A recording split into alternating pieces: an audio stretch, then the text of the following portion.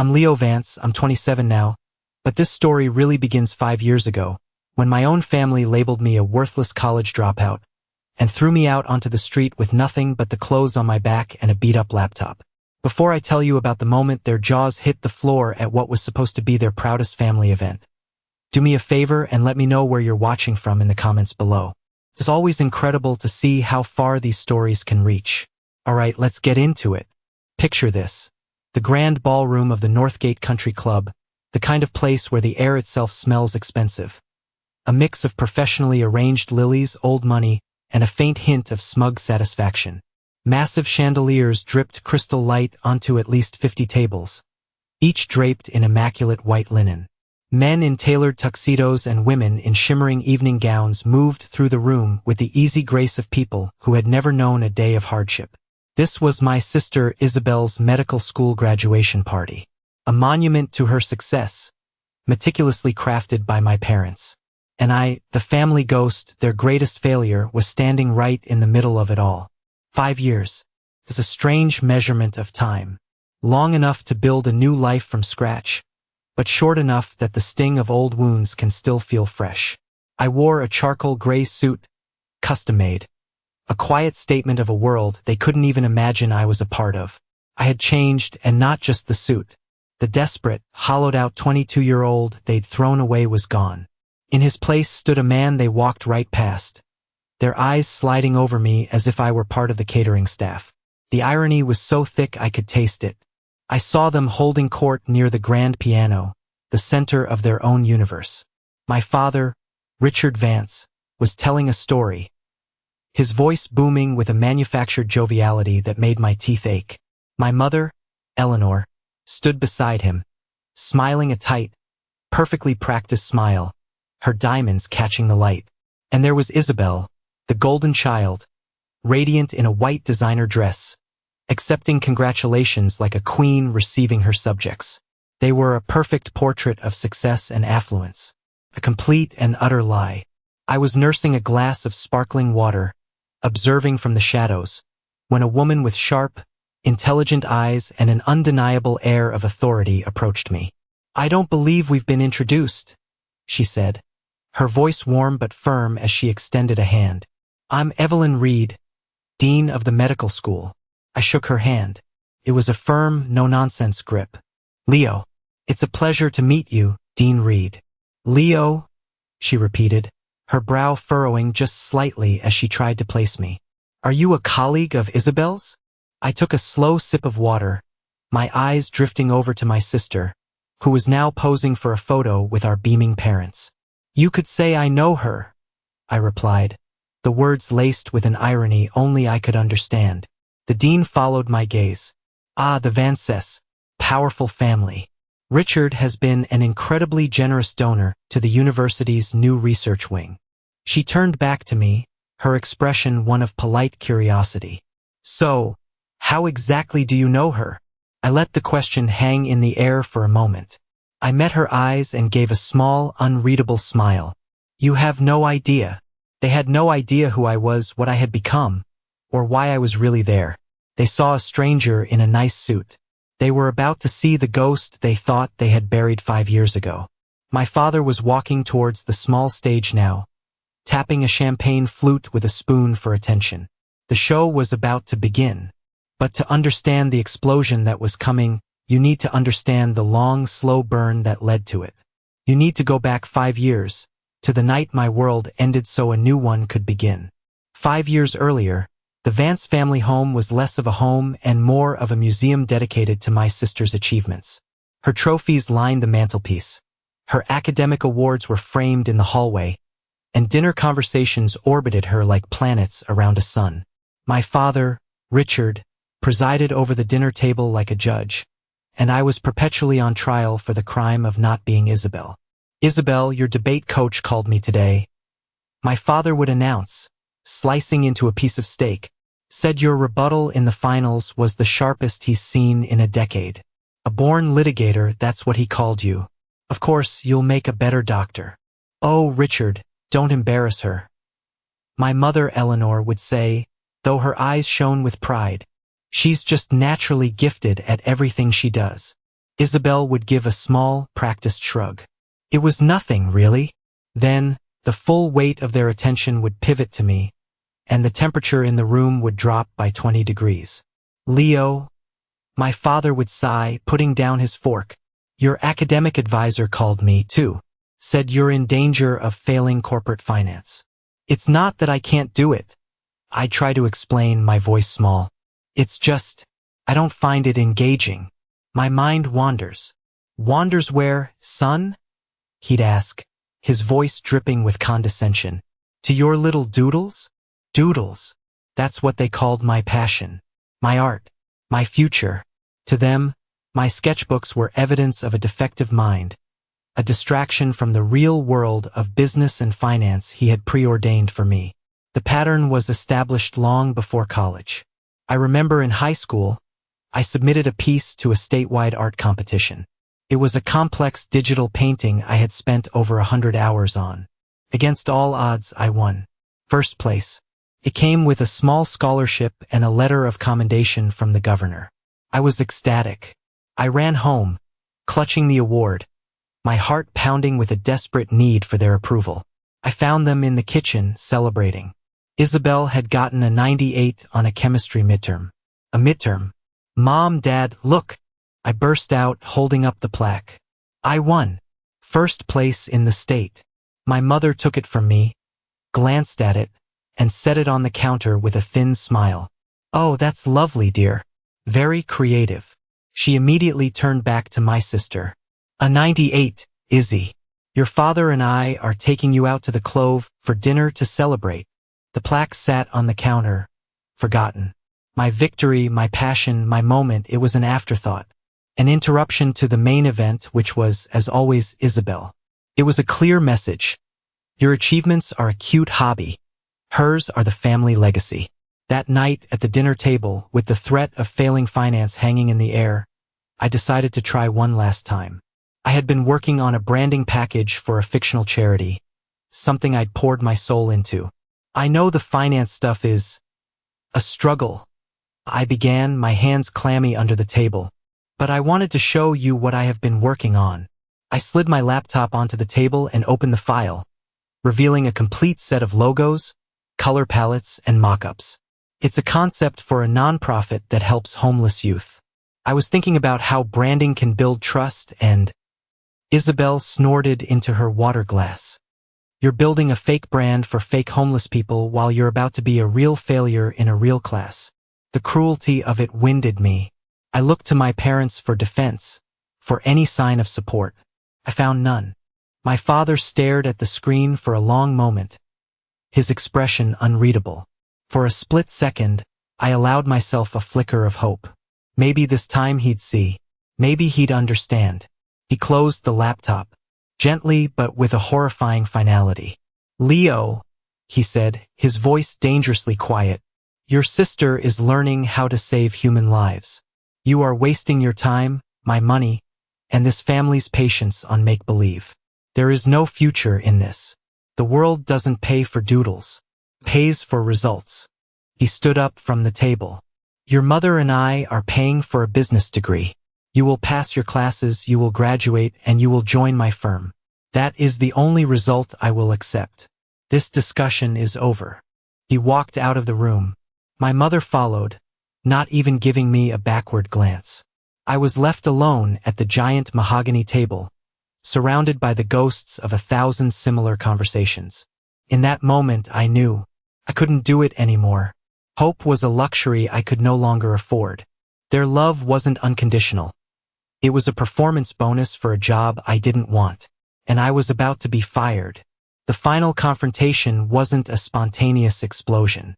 It was a slow, deliberate demolition. A week after the disastrous dinner conversation, I officially withdrew from my finance class. I knew it would trigger an alert to my father, who monitored my academic progress like a hawk. I spent that week in a state of quiet terror, packing a duffel bag in secret, gathering the few things that mattered. My laptop, my hard drives full of design work, my sketch pads, and a faded photograph of my grandmother. The call came on a Sunday evening.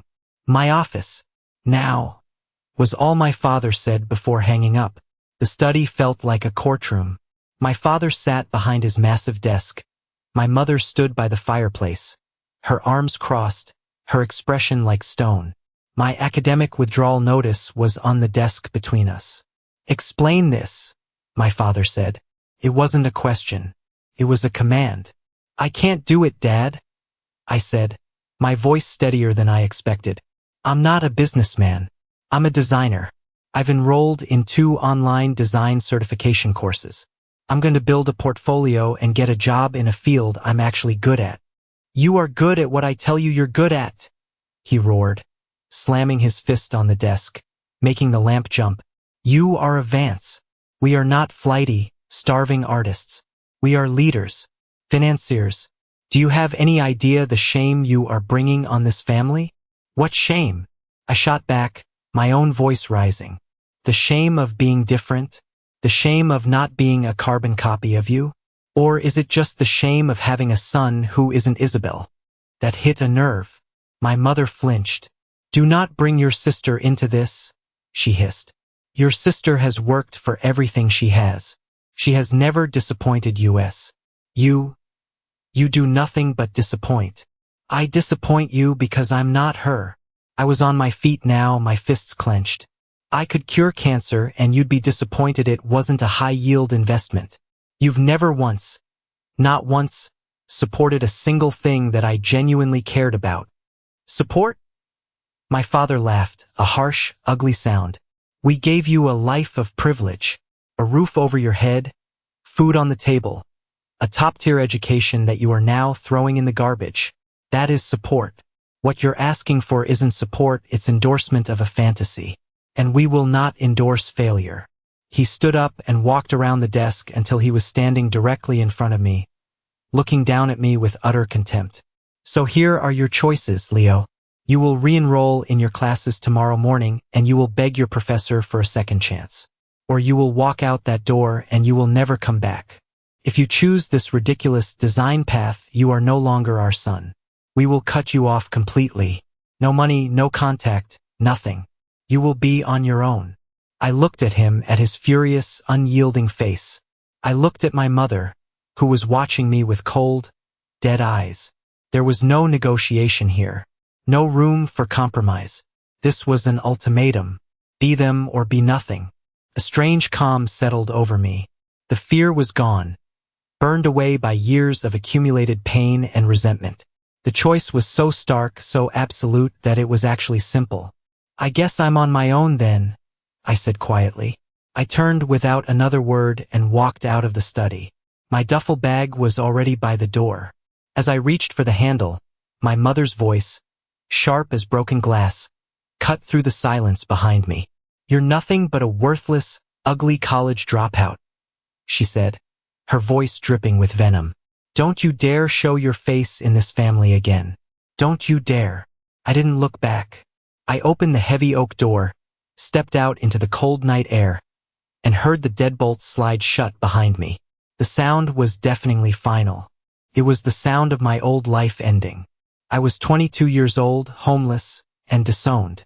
But for the first time in as long as I could remember, I was free. Freedom, it turned out, was cold and terrifying. The first night, I drove to a deserted parking lot overlooking the city and tried to sleep in the cramped back seat of my Honda Civic. Every creak of the car, every distant siren, sent a jolt of panic through me. The words of my parents echoed in the suffocating silence. Worthless. Disgrace. Dropout. The next few weeks were a descent into a kind of hell I hadn't known existed. I couch-surfed for a while, but you can only impose on friends for so long before their pity sours into resentment. I wore out my welcomes one by one, until there were no more doors to knock on. The car became my home. I learned the rhythm of homelessness. I knew which public parks had restrooms that were open early. I knew how to make a 99-cent cup of coffee from a gas station last for 3 hours to use their Wi-Fi. I learned to ignore the gnawing hunger in my stomach and the deeper, more painful hunger for a kind word or a safe place to sleep. Depression was a constant companion, a heavy, wet blanket that smothered every spark of hope. I'd sit in my car during torrential downpours, watching the world go by, feeling completely invisible. In those moments, I came dangerously close to believing my parents were right. Maybe this was all I deserved. A failure living in a metal box going nowhere. I got a job washing dishes at a 24-hour diner. It was brutal, thankless work. My hands were perpetually chapped and smelled of grease and bleach. I'd stand over a steaming sink for 8 hours, scraping dried egg yolk off plates. My mind a numb buzz of exhaustion. But it was a paycheck. It was gas money. It was instant noodles and the occasional slice of pizza. It was survival. My only escape was a small, independent coffee shop called The Grind.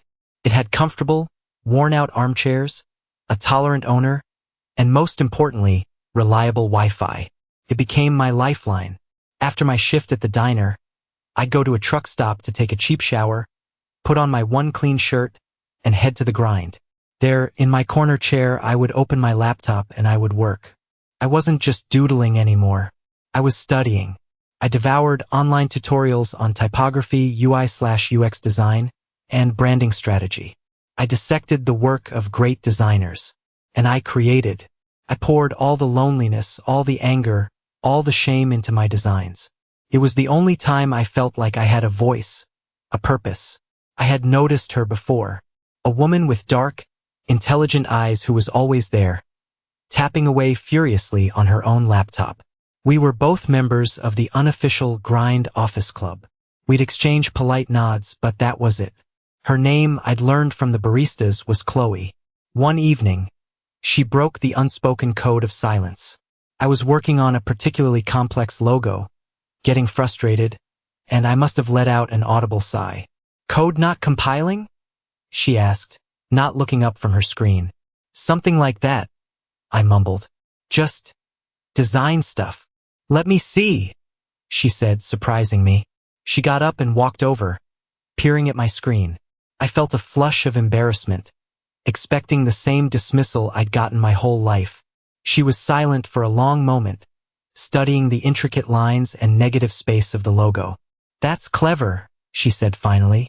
"The way the E and the V merge to create a mountain peak. It's for a company called Everest Consulting." "Nice." I was stunned. "You got all that from just looking at it?" She gave me a small, wry smile. "I'm a programmer. I spend my life looking for patterns and logic. Your work has both. It's not just pretty, it's smart." She pointed at the screen. "You've got a real gift. No one had ever said that to me before. Not like that. Not with such simple, unvarnished sincerity." A dam inside me broke. And over the next hour, fueled by cheap coffee, I told her everything. The family, the fight, the disownment, the car, the diner. I laid out the whole pathetic story of my life. When I finished, my voice hoarse, I braced myself for the pity, the awkward condolences. Chloe just took a slow sip of her latte. "Okay," she said. "So your rich, narcissistic parents kicked you out because you wouldn't be their clone. Sounds to me like you escaped a cult." The bluntness of it shocked a laugh out of me. "They called your passion worthless?" she continued, her eyes flashing with indignation. "Leo, I build websites for a living. I know what good design is worth. It's worth everything. It's the difference between a company that looks professional and one that looks like a joke. What you do has real, tangible value." She leaned forward, her expression serious. "I've got a client right now, a small organic bakery. Sweet people, great product, terrible website. Their budget is basically nothing, but it's a real, paying gig. I'm building their site, but they need a logo, a brand identity. You want in?" It was more than a job offer. It was a rope, thrown down into the dark pit I was in. It was a voice saying, "I see you. What you do matters." "Yes," I said, my voice thick with an emotion I couldn't name. "Yes, absolutely." In that dingy coffee shop, a partnership was formed. A business was born, and a life was saved. Mine. The bakery job was our first test. We poured everything we had into it. We held our client meetings at a wobbly table in the back of the grind, sketching ideas on napkins. I worked on the logo during my breaks at the diner, my hands still smelling faintly of bleach. Chloe coded the website late into the night. We presented the final product to the bakery owners, a kind older couple, my heart pounding with the fear of rejection. They loved it. They actually cried. The $500 they paid us felt like $1 million. It was the first money I had ever earned for being me. That small victory was the spark that lit the fuse. We started hungry. We scoured freelance platforms, sending out 50 proposals for every one response. We took on any job, no matter how small. A flyer for a lost dog, a menu for a new taqueria, a banner ad for a local car wash. We built a portfolio one tiny project at a time. We also faced our share of failures. I remember one of our first big pitches.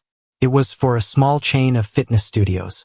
We worked for 2 weeks straight, sleeping maybe 4 hours a night, to create a full branding presentation. We walked into their corporate office, 2 young, hungry freelancers with a laptop and a dream. We gave the pitch of our lives. They listened politely and then went with a bigger, more established agency. Leaving that office, I felt the familiar sting of failure. Maybe my parents were right, I muttered to Chloe as we walked down the street. Maybe we're just not cut out for this. Chloe stopped in the middle of the sidewalk and turned to face me. "Don't you dare," she said, her voice fierce. "Don't you dare let them get in your head. We lost one pitch. One. Did you see the look on their faces when you presented the concepts? They were impressed. We were just too small, too new. We're going to lose more. That's how this works. You get knocked down, you get back up, and you aim for a bigger client. Now let's go get some pizza and figure out how to land the next one." Her belief in me was relentless. It was the scaffolding that held me up while I was still rebuilding my own sense of self-worth. After 6 months of this grueling routine, I finally saved enough to quit the dishwashing job. It was one of the best days of my life. I walked out of that diner, threw my grease-stained apron in a dumpster, and never looked back. A week later, I moved into a tiny studio apartment. The shower had 2 settings, scalding hot and ice cold, and the guy next door played the tuba at 3 a.m., but it was mine. It was a home. Chloe and I decided to make it official.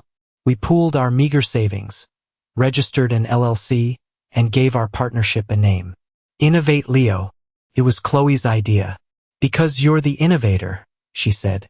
"And because it's going to piss your family off someday when they see it."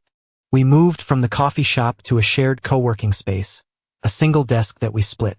And we started aiming higher. We targeted tech startups, companies that valued fresh ideas over stuffy corporate pedigrees.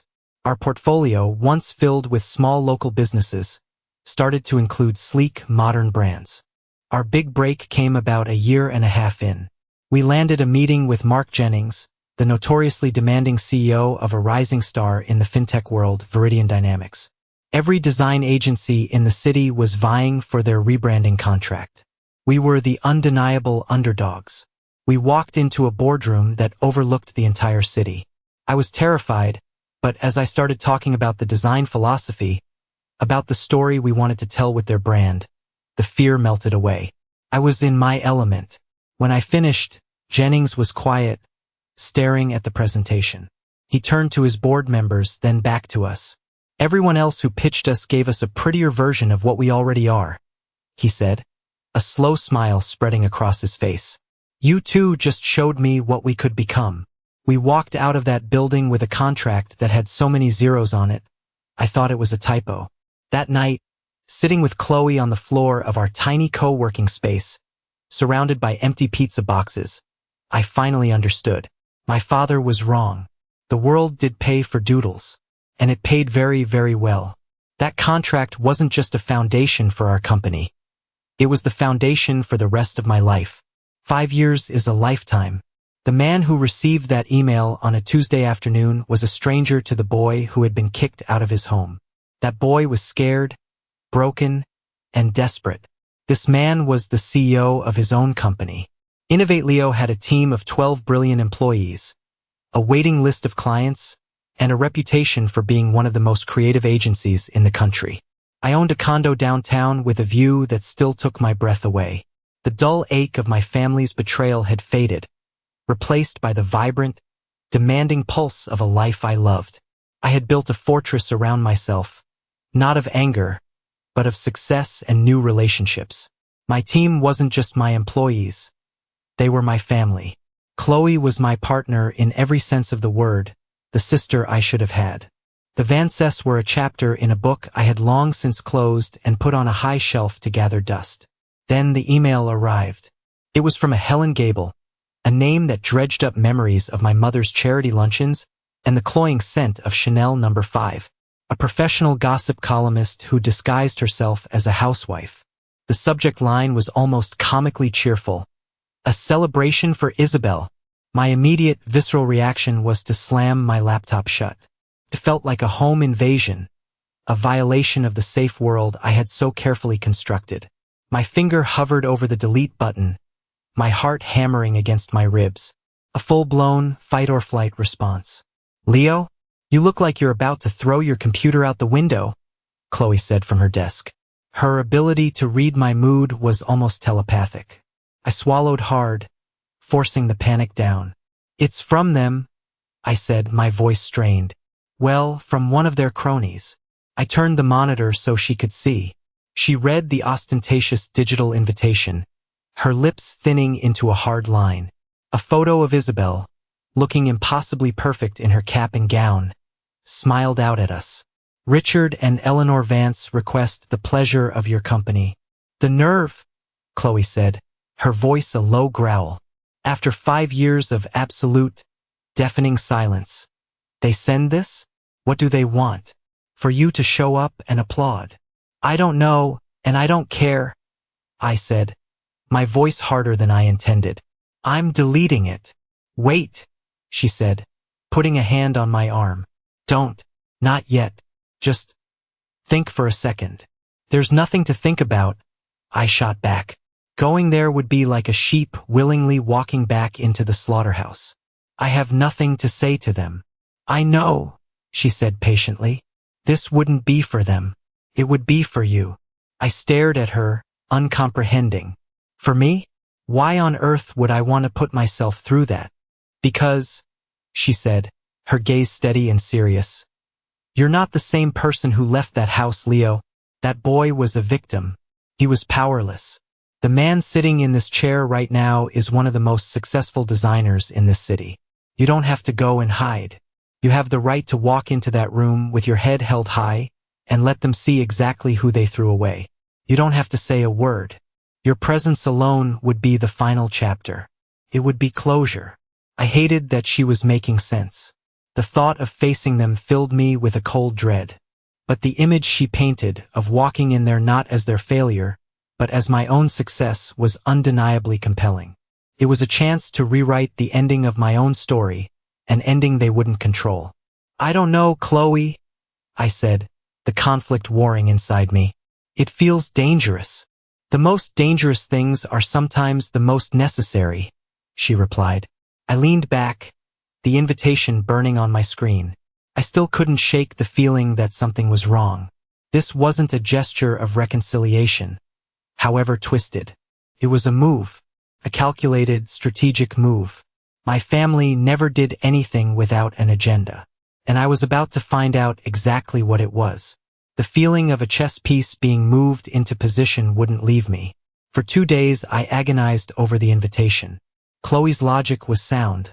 Facing them could be empowering. But my gut, honed by years of navigating their emotional minefields, was screaming that this was a trap. "They've never done anything that wasn't for their own benefit," I explained to Chloe as we ordered coffee. "Every gift had strings. Every compliment was a setup for a later criticism. Why would this be any different?" That's when the memory surfaced. It was faint, like a dream from childhood. I was about 18, sitting in a stuffy lawyer's office after my grandmother's funeral. She was my mother's mom, a kind, vibrant woman who had always smelled of cinnamon and paint thinner.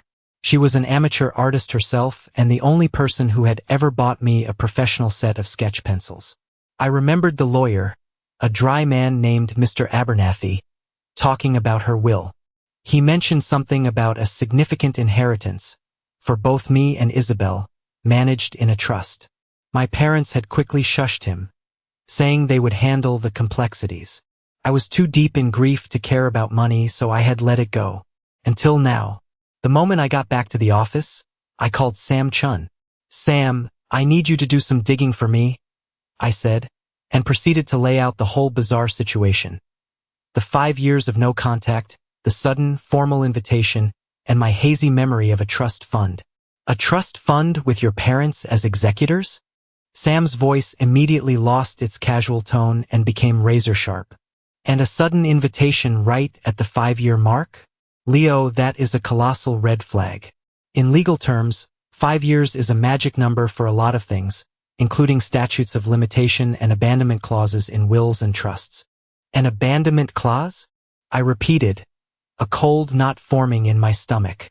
It's a stipulation an estate planner might include to prevent a beneficiary who has completely cut ties from inheriting, Sam explained. For example, if a child abandoned their elderly parent, this clause could prevent them from swooping in to collect after the parent passes. But it can be manipulated. Tell me everything you remember about your grandmother. I told him about her love for art, her encouragement, how she was the one person who saw my passion as a gift. Okay, Sam said after a long pause. A woman like that wouldn't want to disinherit a grandchild for following their passion. Which means if there is a clause, your parents are likely misinterpreting it for their own gain. Let me make some calls. Wills are public record, but trusts can be private. It might take some work to uncover the documents. Took him 48 hours. He called me back on Friday afternoon. I put him on speakerphone. "I've got it," Sam said, and his voice was grim. "I had to pull a lot of strings, but I have a copy of your grandmother's trust agreement. She was a very clever, very careful woman, Leo. She set up 2 identical trust funds, one for you, one for Isabel. The funds are substantial. We're talking life-changing money. They were to be held until your 30th birthdays." "Okay," I said, my breath catching in my throat. "And yes," Sam continued, "there is a familial abandonment clause. It's very specifically worded. It states that if a beneficiary is shown to have willfully abandoned all attempts at familial relations for a continuous period of 5 years, their trust is forfeited and absorbed by the siblings' trust. The execution of this clause requires the trustees, your parents, to demonstrate they made a good faith effort to re-establish contact, which was willfully rejected." The pieces of the puzzle slammed into place with sickening force. "The invitation," I whispered. "The invitation," Sam confirmed. "It's their documented good faith effort. It's Exhibit A. They were banking on you being so angry and hurt that you'd ignore it or send back a nasty reply. Either way, they'd have their proof of your rejection. If you show up, I'd bet my license they have a document for you to sign. Something disguised as a gesture of peace that legally signs away your rights to the inheritance." The audacity of it, the cold, calculating cruelty, took my breath away. They hadn't just kicked me out. They hadn't just erased me from their lives. They had put a timer on my back, and for 5 years, they had been waiting patiently for it to run out so they could collect their prize. "So they don't want to see me," I said, the realization dawning in its full horror. "They just want my money. My grandmother's money." "They're not inviting you to a party, Leo," Sam said, his voice hard as steel. "They're serving you a subpoena to your own financial dismemberment." I hung up the phone. The room was silent. I looked at Chloe, my eyes burning. All the pain, all the hurt, all the lingering questions of the past 5 years had just been replaced by a single, clarifying emotion. Cold, diamond-hard rage. "I'm going to that party," I said. My voice was quiet, but it held the promise of an earthquake. "And I'm going to burn their whole world to the ground." The rage didn't burn hot and wild. It cooled into something far more dangerous. A plan. The next few days were a blur of focused preparation. The party was no longer a personal trial. It was a battlefield, and I intended to walk onto it as the most well-prepared soldier. My first move was to meet Sam Chun at his downtown office. The conference room was stark and modern, a place where emotions were stripped away and only facts remained. "They think they're in control," Sam said, pacing in front of a floor-to-ceiling window. "They have the social standing, the history, the narrative. We need to shatter that narrative with undeniable, irrefutable proof. He laid out our strategy. Step 1 was the legal paperwork. He drafted a brutal set of documents. A formal demand for an immediate accounting of the trust's assets, a legally binding agreement for them to sign that would relinquish all claims to my portion of the inheritance, and a cease and desist letter so airtight it could suffocate them. It forbade them from ever mentioning my name, my company's name, or any fabricated story about my life to anyone, ever again. But this is just paper, Sam warned, tapping the stack. It has no power until you give it power. You need leverage, something that will make it more painful for them not to sign than to sign. That's where step 2 came in. They expect the broken kid, I reasoned. They'll be arrogant. My sister will be careless. My parents will be condescending. They'll talk. Sam smiled. It was not a friendly smile. He opened his briefcase and pulled out a sleek, metallic pen. Then let's make sure we hear every word. This is a high-fidelity digital voice recorder. The audio quality is forensic grade. 1 click on the top to start, 1 to stop. It'll pick up a whisper from across a room. Get Isabel talking about the papers. Get your father lying about your overseas success. Get your mother saying something dismissive. Get anything. The pen felt heavy in my hand, like a weapon. Step 3 was the armor. I knew I couldn't walk in there looking like their victim.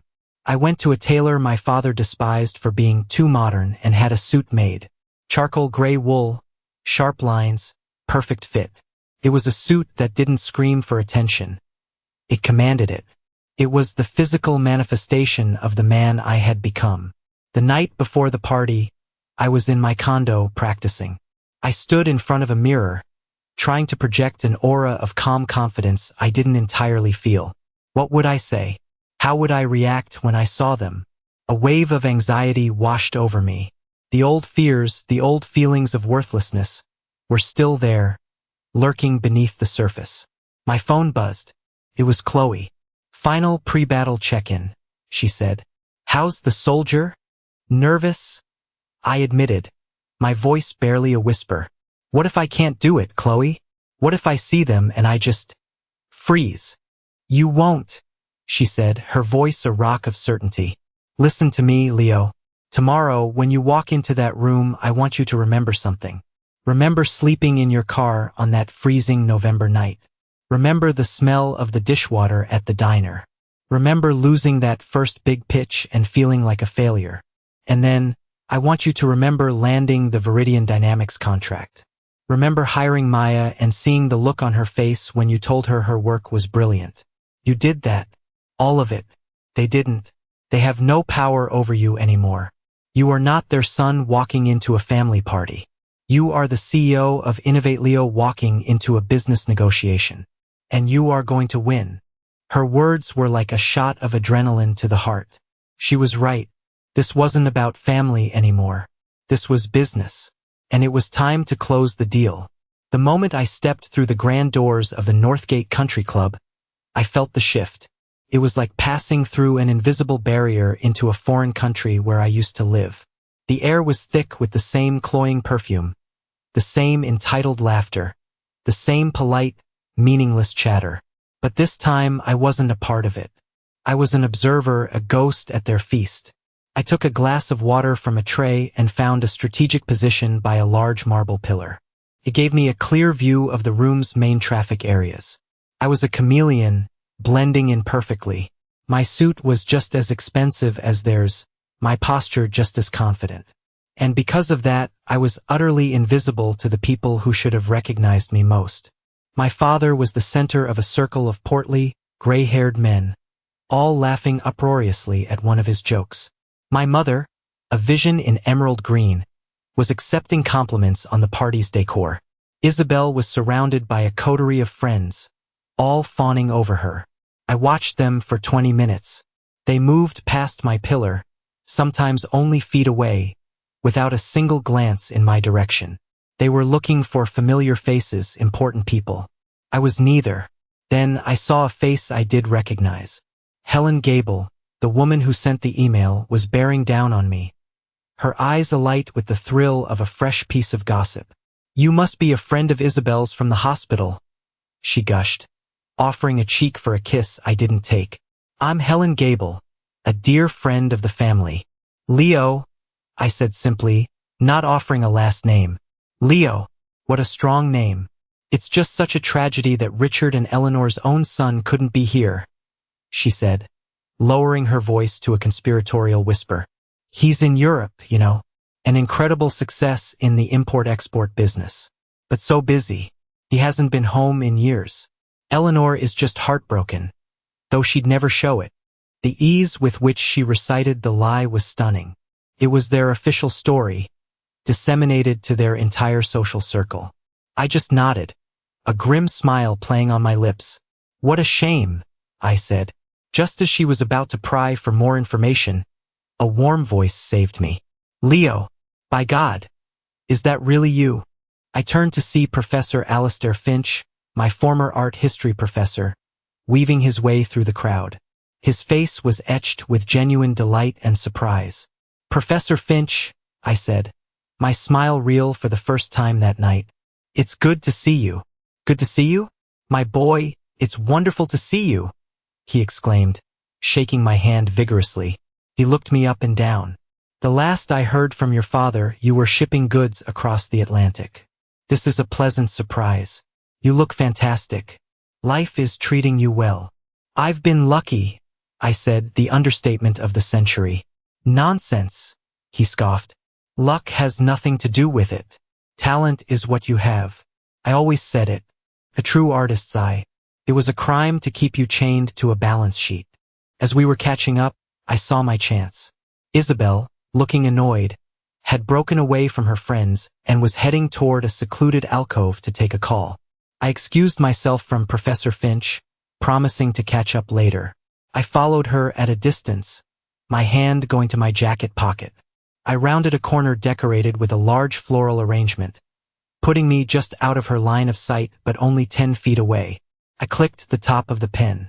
Her voice was a sharp, angry hiss. I don't care if it's awkward, Mother. He's not even here. How am I supposed to get him to sign the papers if he doesn't show up? What do you mean, be charming? I'm not going to grovel. I just need his signature on the waiver. The lawyer said that without it, we can't touch the inheritance. Yes, I'll tell him it's about the college fund, some nonsense about updating the estate. Just make sure Dad brings the document. I want this done tonight. I've waited 5 years for this money. Every word was a nail in her coffin. Waiver, inheritance, college fund. 5 years. She had just narrated their entire criminal conspiracy. I clicked the pen again, stopping the recording. I straightened my tie, the adrenaline singing in my veins. I had the leverage. I had the weapon. I stepped out from behind the flowers and walked back into the heart of the party, a predator who had just marked his prey. The time for hiding was over. The gentle chime of a spoon tapping against a champagne flute silenced the room. My father, Richard Vance, stood on the low stage, basking in the spotlight, his face aglow with pride and a little too much expensive scotch. Friends, esteemed colleagues, family, he began. His voice a smooth, practiced baritone that had charmed boardrooms and investors for decades. Thank you. Thank you all for coming tonight to celebrate a truly momentous occasion. My daughter, Isabel Vance, M.D. He paused, letting the title hang in the air as a wave of applause rippled through the ballroom. My mother, standing near the stage, dabbed at a perfectly dry eye with a silk handkerchief. It was masterful theater. Brilliance, dedication, a relentless pursuit of excellence. My father continued, his voice swelling with emotion. These are the values we, as a family, hold most dear. Isabel embodies all of them. She has made us prouder than words can ever say. I started to move then, not with any urgency, but with a slow, deliberate purpose that drew the eyes of those I passed.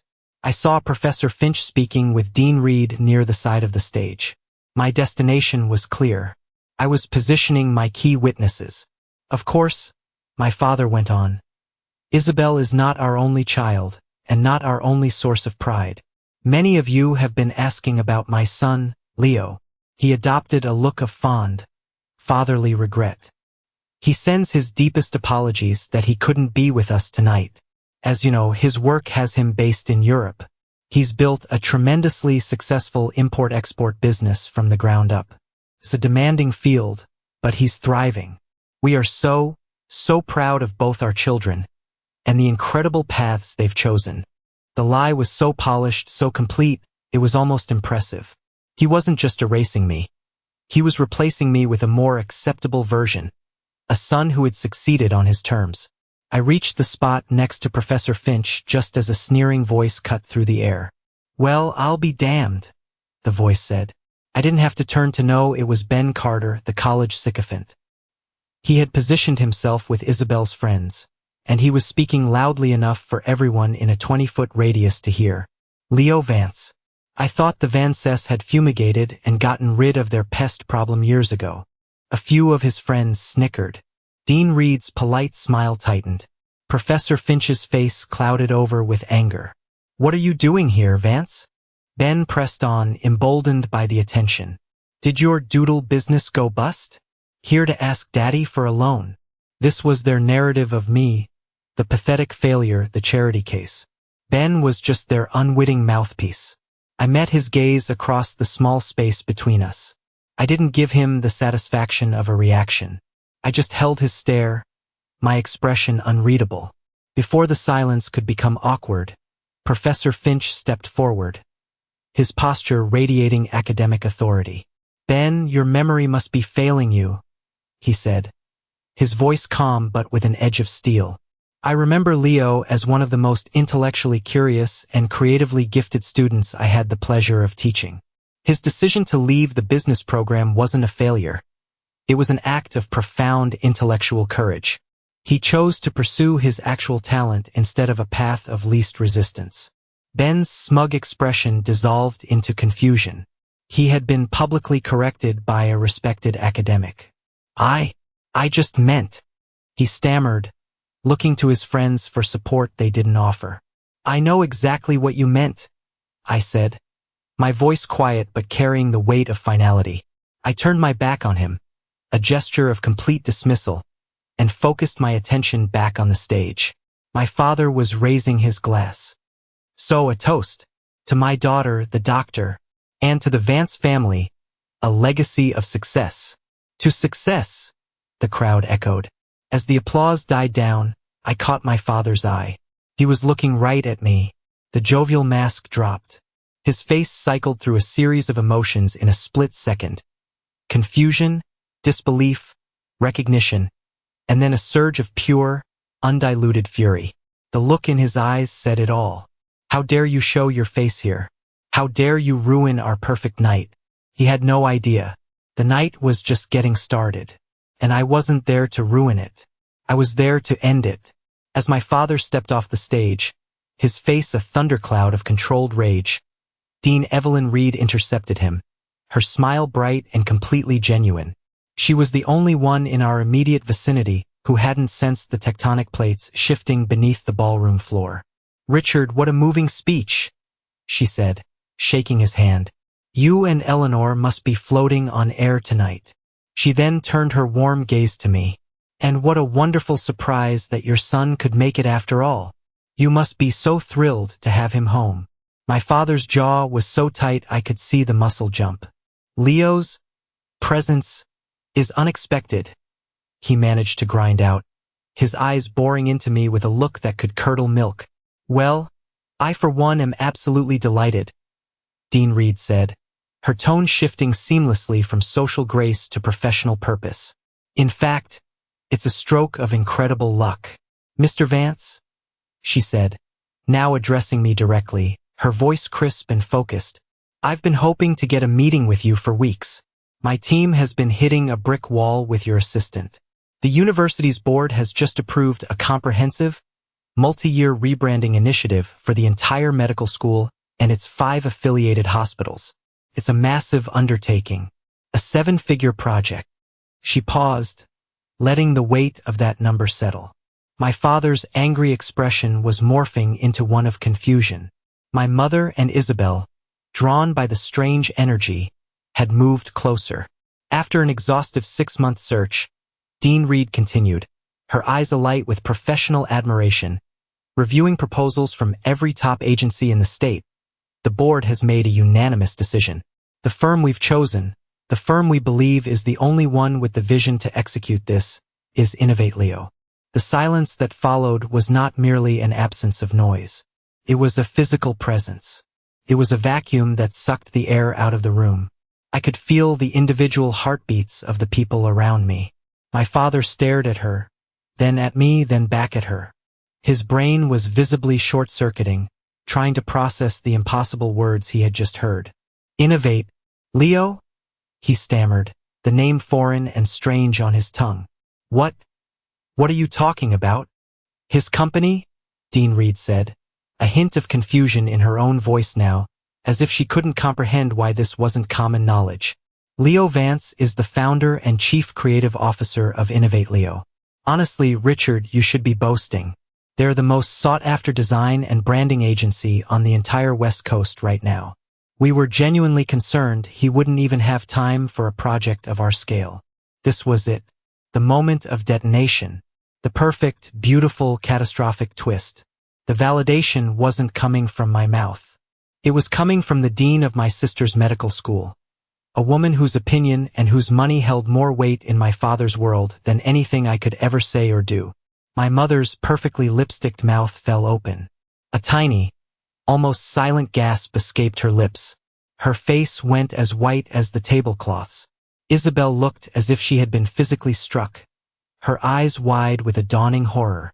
That's a lie, Eleanor whispered, her voice a reedy, desperate sound. He's a college dropout. He washes dishes. Dean Reed's eyebrows shot up into her hairline. She looked from my mother's frantic expression to my calm one. He's a visionary, she corrected, her voice now holding a distinct chill. I finally spoke. My voice was quiet, yet it seemed to boom in the suffocating silence. It's true. All of it. I let my gaze travel from my father's stunned face, to my mother's horrified one, to my sister's crumbling one. Funny, isn't it? The worthless dropout, who washes dishes, is the one you're all now desperately hoping to hire. My father finally found his voice, a pathetic attempt at salvaging the situation. Now, son, let's not be dramatic, he said, trying to force a laugh. We're incredibly proud of you. We always have been. We just didn't know all the details of your success. Details? I repeated, and this time I did laugh, a short, humorless bark. You call 5 years of lies a detail? You call telling everyone I work in import-export a detail? What about the most important detail of all? The real reason you invited me here tonight. I turned my full attention to my sister, who flinched as if I had raised my hand. You had some papers for me to sign, didn't you, Izzy? A waiver? Something about updating the family's college fund?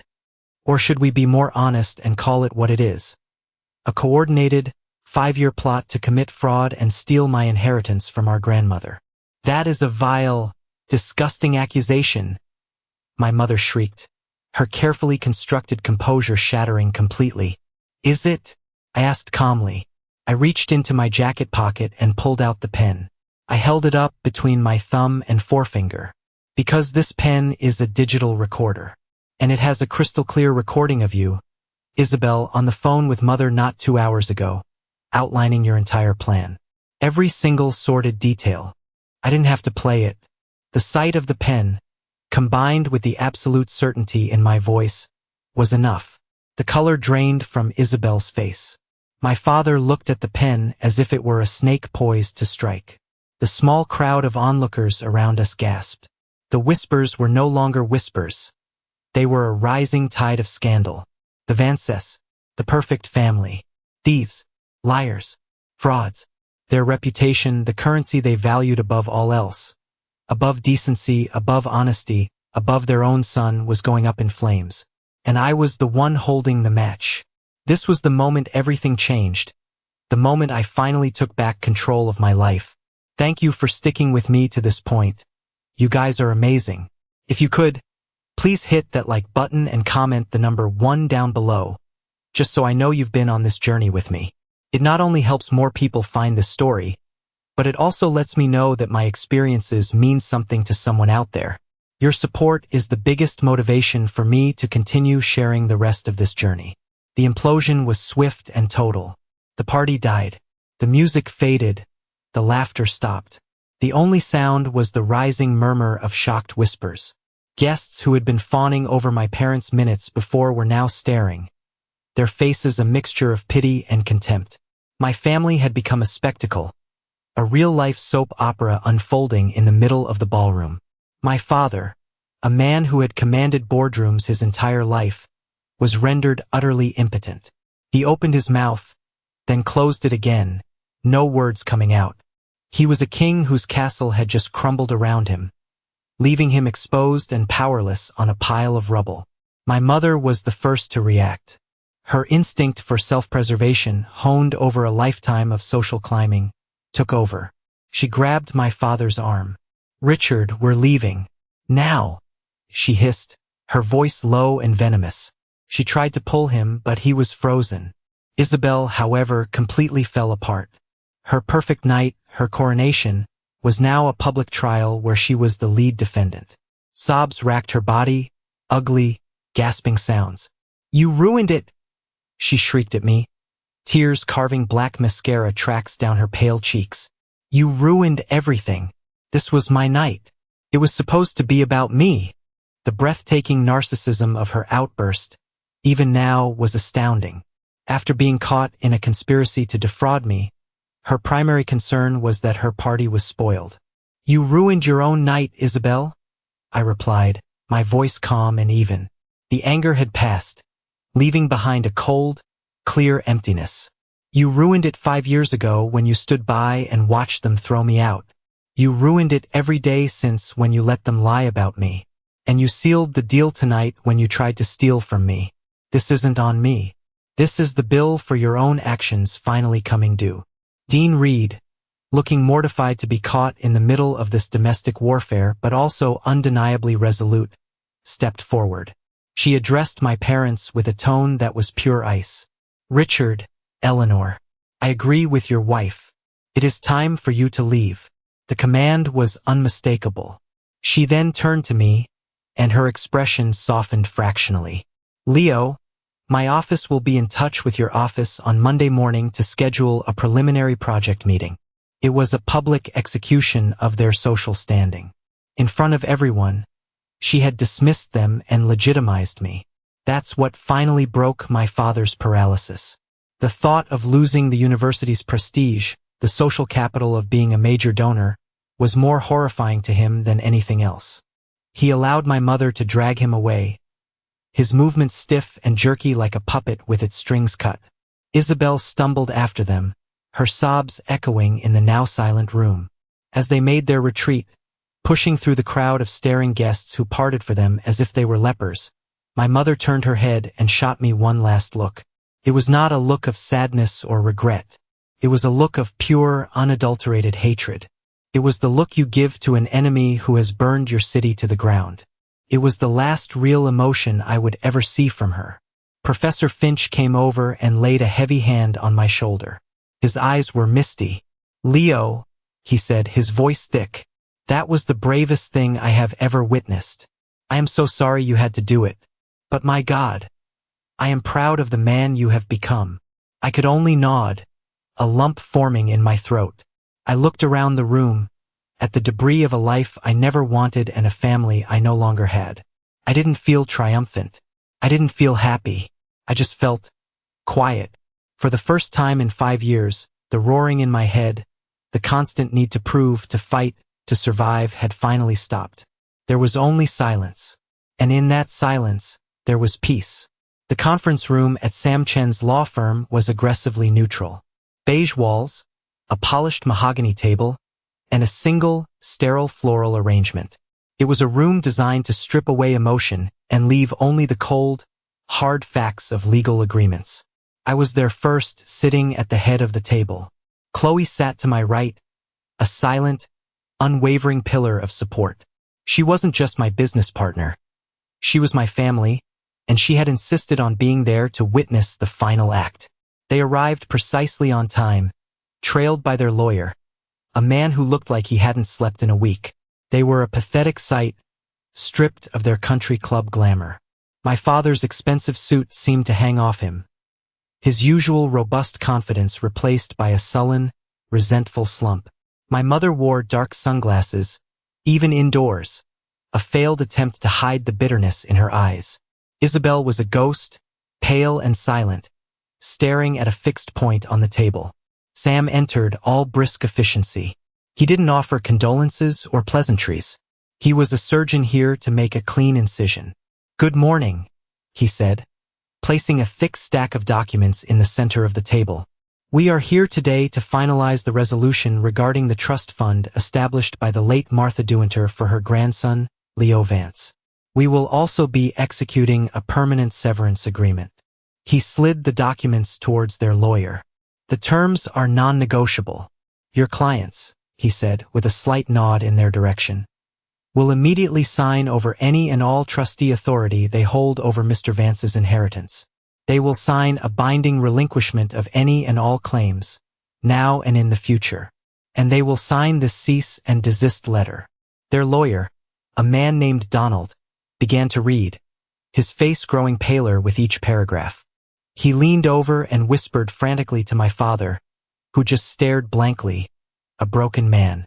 This is extremely aggressive, Sam," Donald finally said, his voice trembling slightly. "Is it?" Sam replied, his voice dangerously soft. "Because from where I'm sitting, it's incredibly generous. My client is in possession of a digital recording that constitutes clear evidence of a conspiracy to commit felony fraud. He also has a list of over 50 influential witnesses who can attest to your client's slander and libel. What this document offers is my client's silence. It's a gift. The alternative is a lawsuit that will not only bankrupt your clients but will likely result in criminal charges. I suggest you advise them to take the gift." The threat, delivered so calmly, was utterly devastating. Donald swallowed hard and turned to my father. "Richard, he's right. You have to sign." My mother let out a small, choked sob from behind her sunglasses. She reached across the table, her hand trembling. "Leo, please," she whispered. "Don't do this to us. Think of the family. Think of our name." I looked at her, at this woman who was my mother. For a fleeting second, I felt a pang of something, a ghost of the love a son should have for his mother. But it was gone as quickly as it came. "Our name?" I replied, my voice level and cold. "You were the one who was willing to sacrifice your son to protect it. You were the one who was willing to commit a crime to enrich it. You don't get to use that word with me anymore." I looked at all three of them. "The family is a business that went bankrupt a long time ago. I'm just here to sign the dissolution papers." That was the end of it. With a hand that shook with barely suppressed rage, my father took the pen and signed his name. My mother followed, her signature a spidery, angry scrawl. And last was Isabel, who signed without even looking up. They stood to leave. My father paused as he passed my chair. "Leo," he croaked, his voice thick with a confusing mix of anger and something that might have been regret. I hope you're happy." "I am," I said simply. And the most surprising part was that it was the absolute truth. I watched them walk out of the room, three strangers I used to know. The heavy door clicked shut, and a 5-year war finally came to an end. Chloe reached over and squeezed my hand. I squeezed back. The past was finally where it belonged. Behind me. 6 months later, the view from my office window was different. Innovate Leo had exploded. The university rebranding was a landmark success, earning us a slew of industry awards and making us the agency everyone wanted to work with. We had moved into a new headquarters, a sun-drenched loft in the city's restored warehouse district. We'd had to hire 5 new people just to keep up with the demand. I was standing by the desk of Maya, our newest junior designer. She was a prodigy, a 22-year-old with a portfolio that had blown me away. Right now, though, she looked terrified, chewing on the end of a stylus as she stared at her screen. "I don't know, Leo," she said, her voice small. The client wanted something safe, but I had this bolder idea. I think it's better, but maybe it's too much. Maybe I should just stick to the brief. I looked at her design. It was audacious, vibrant, and utterly brilliant. It was exactly the kind of smart, courageous work that my family would have called a doodle. Maya, I said, leaning against her desk, let me tell you a secret. Clients don't always know what they want. They know the problem they have. Our job is to show them a solution they never could have imagined. I tapped her screen. This is that solution. It's risky, it's bold, and it's the right call. I'll back you up 100%. Trust your gut. The relief and gratitude that washed over her face was a bigger reward than any contract. In her, I saw a reflection of a younger me, someone full of talent but crippled by self-doubt. The fact that I could now be the person who gave her the confidence I never had, it felt like I was healing a part of my own past. I walked back to my office, and Chloe was there, holding up her phone with a triumphant grin. On the screen was a gossip column from a local society magazine. The headline read, Vance Family Downsizes.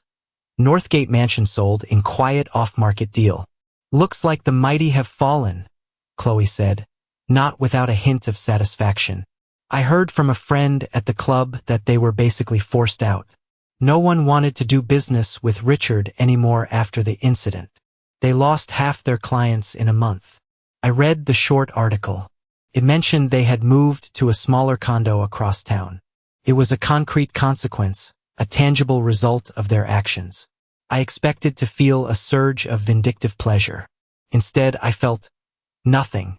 Their downfall didn't bring me joy. My success did. Their story was no longer intertwined with mine. My phone buzzed. It was a calendar alert. Lunch with Professor Finch. I met him at a small Italian restaurant near the university. He looked proud, happy, and at peace. He told me about his upcoming retirement, his plans to travel. You know, he said, swirling the wine in his glass, what you did that night, it took more than just courage. It took a profound sense of self-worth. To stand up to people who have spent your whole life telling you that you have no worth. That's a rare thing, Leo. I had good people on my side, I said, thinking of Chloe. Yes, he agreed. But in the end, you were the one who had to walk into that room alone. You built this life, this success, this sense of self. It's truly your masterpiece. Walking back to the office after lunch, the sun warm on my face, I realized he was right. My life was my best design. It wasn't just about the logos or the websites. It was about creating a life of purpose, integrity, and joy out of the ashes of a painful past. And it was a beautiful life. A few weeks after the news of them selling the house, a letter arrived. It was a thick, cream-colored envelope with my name written in my mother's flawless, looping cursive. It had been forwarded from my old condo, a ghost from a past address. I stared at it for a long time, turning it over in my hands. Part of me, the part that still craved a final, clean ending, wanted to burn it without reading. Another part, the part that was no longer afraid, needed to know what her final words would be. That night, alone in my apartment with a glass of scotch, I opened it. It was 4 pages long. It was not, as I had suspected, an apology. An apology requires accountability, and my mother was allergic to accountability. It was a masterpiece of self-pity and blame-shifting. She wrote about the immense pressure she was under from my father, from their social circle. She painted herself as a victim of his ambition. Your father only sees the world in terms of wins and losses, Leo. For him, your art was a loss he couldn't tolerate. She wrote about Isabel. It was just so much easier with your sister. Her path was straight, understandable.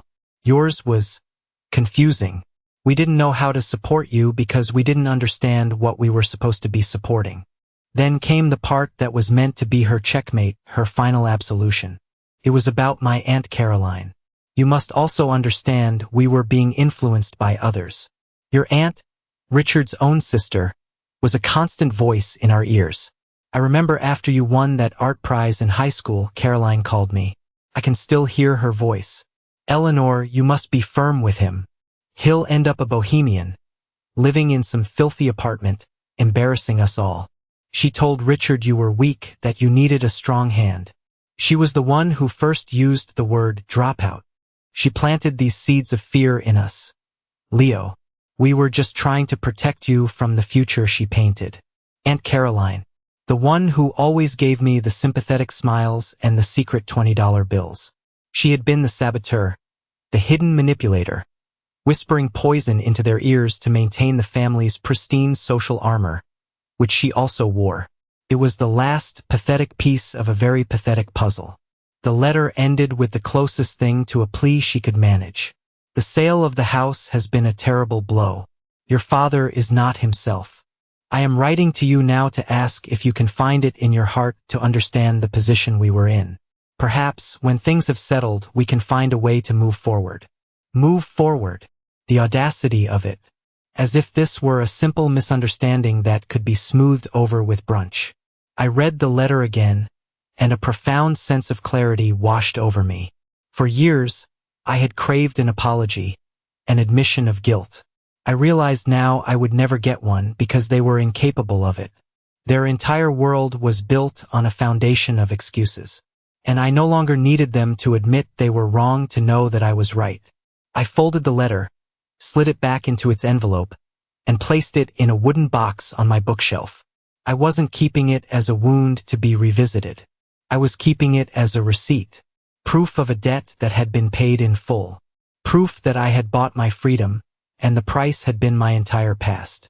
The box closed with a quiet, satisfying click. Today, I'm standing in my office. It's late, and the city has transformed into a glittering tapestry of light against the dark velvet of the night sky.